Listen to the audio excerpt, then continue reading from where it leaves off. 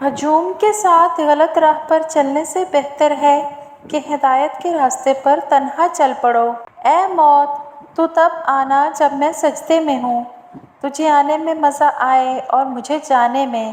حضرت علی رضی اللہ عنہ نے فرمایا، جو تمہاری خاموشی سے تکلیف کا اندازہ نہ کر سکے، اس کے سامنے اظہار کرنا صرف لفظوں کا ضائع کرنا ہے۔ اپنے نیک اعمالوں پر ناز نہیں کرنا چاہیے، اللہ سے عدل کی بجائے فضل مانگتے رہنا چاہیے۔ ایک وقت آتا ہے نہ کوئی اچھا لگتا ہے نہ برا، نہ صحیح نہ غلط، کیونکہ وہ دل سے اتر چکا ہوتا ہے، تو پھر اس سے نہ ہی نفرت ہوتی ہے اور نہ ہی محبت رہتی ہے، دل خالی ہو جاتا ہے ہر جذبات سے۔ خدایا، مجھے کبھی میرے حال پر مت چھوڑنا، میں تیرے سوا کوئی نہیں۔ کسی دوسرے کے لیے سکھ ڈھونڈنے والے کی ذات پر سکھ آسمان سے برستے ہیں۔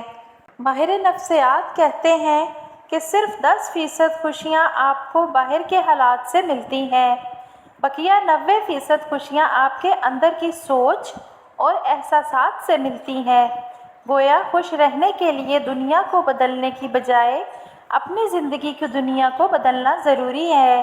فرمان آخری نبی صلی اللہ علیہ وسلم، خوشخبری ہے اس کے لیے جو اپنے نامہ اعمال میں استغفار کی کثرت پائے۔ اللہ کو پسند ہے وہ دل جس میں مخلوق کا درد ہو اور وہ آنسو جو خوف خدا سے گرے۔ میری تھکن ساری دنیا، میرا سکون صرف ذکر الہی۔ ہوئی ہے جب سے مخالف ہوا زمانے کی، مجھے بھی ضد سی ہوئی ہے دیا جلانے کی۔ کتنی دلچسپ بات ہے نا، سمندروں کا مالک بس ایک آنسو سے محبت کرتا ہے۔ یہ جن کی داستانیں سن کر تم حیران ہوتے ہو، انہوں نے ناول نہیں پڑھے بلکہ قرآن پڑھا ہے۔ کون کہتا ہے کہ خدا نظر نہیں آتا؟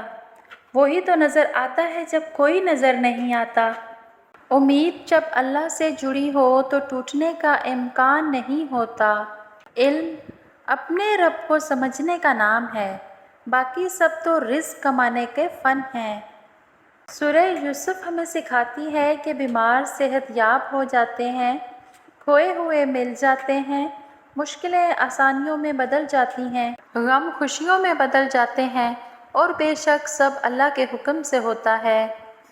فکر نہ کریں، لوگ بھول جاتے ہیں لیکن اللہ تعالیٰ نہیں بھولتا، نہ آپ کی نیکی اور نہ دوسروں کی زیادتی۔ نصیب کا لکھا مل کر رہتا ہے، کب کہاں کیسے یہ سب میرا رب جانتا ہے۔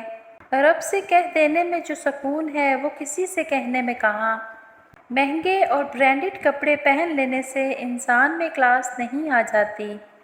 اگر کچھ بدلنا ہی ہے تو اپنا رویہ بدلو، سوچ بدلو اور اپنا اخلاق بدلو۔ تمہارے خیالات ہی تمہارا مقدر ہوتے ہیں۔ اچھا گمان رکھو گے تو وہ کام بھی ہو جائے گا جس کے ہونے کا تم گمان بھی نہیں کر سکتے، اور جب یہ سوچ کر مایوس ہو جاؤ گے کہ اب کچھ نہیں ہو سکتا تو وہ کام بھی ادھورا رہ جائے گا جو تمہاری نظر میں بے حد آسان ہے۔ رکو نہیں، جاری رکھو اس سفر کو، وہ خود سہارا بن جائے گا تمہارا اور کھول دے گا ساری راہیں، پھر راستہ کتنا ہی کیوں نہ دشوار ہو۔ حضرت علی رضی اللہ عنہ نے فرمایا، جو تمہاری خاموشی سے تمہاری تکلیف کا اندازہ نہ کر سکے، اس کے سامنے زبان سے اظہار کرنا صرف لفظوں کو ضائع کرنا ہے۔